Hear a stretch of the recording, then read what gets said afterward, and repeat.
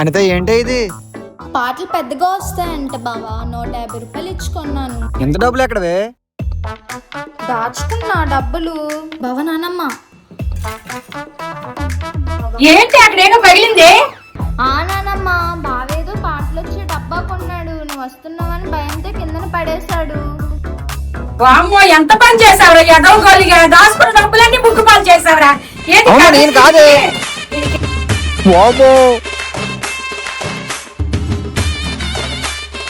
రారా, ఎక్కడికి వెళ్తా వెళ్ళరా. నువ్వు ఇంటికి వస్తావు కదా, నీకేం చేస్తే అడుగు. మంచి పని చేసింది. ఆ పిల్లొచ్చిన గిఫ్ట్ ఈ పిల్లకి ఇస్తావా?